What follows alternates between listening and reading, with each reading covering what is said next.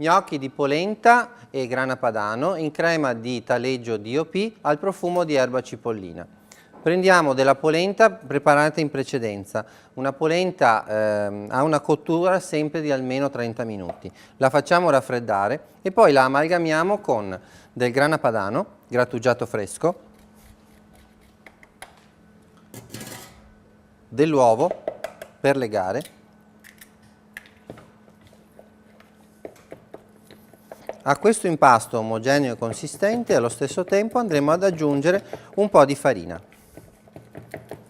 A parte abbiamo già messo in ebollizione dell'acqua salata per cuocere i nostri gnocchi. Controlliamo la densità degli gnocchi con un po' di farina.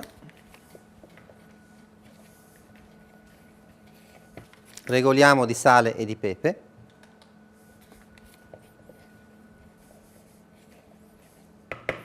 E poi passeremo alla cottura. Nel frattempo, con della panna messa a scaldare a bagnomaria, aggiungiamo il taleggio DOP. A piacimento possiamo aggiungerlo con o senza la crosta. L'importante è che la crosta venga ben lavata con un panno umido. Mi scusi chef, ma il taleggio non è un formaggio tipico lombardo? È un formaggio lombardo, però abbiamo anche una produzione di confine. Vicino al nostro confine, vicino a Brescia, c'è una produzione di taleggio DOP. Andiamo a cuocere adesso i nostri gnocchi.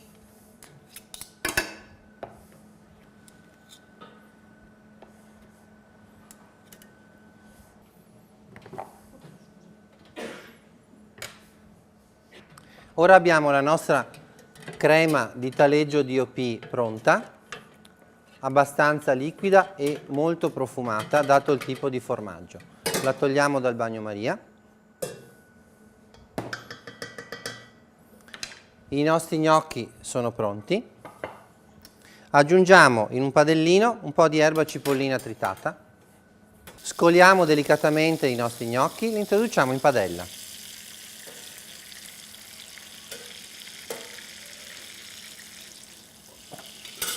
Li insaporiamo leggermente nel burro aromatizzato.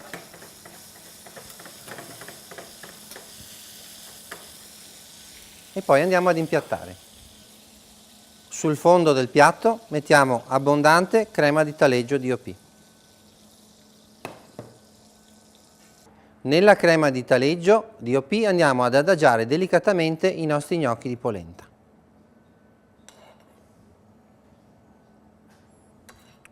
Un filo del burro di condimento, qualche ramescello di erba cipollina per decorare e adagiamo in superficie una fetta di taleggio che andrà a sciogliersi con il calore degli gnocchi. Chiudiamo il tutto con una parte croccante data da delle nocciole tostate. Il solito filo di olio crudo a filo in superficie ed ecco uno splendido primo piatto per una cerimonia, bianco su bianco.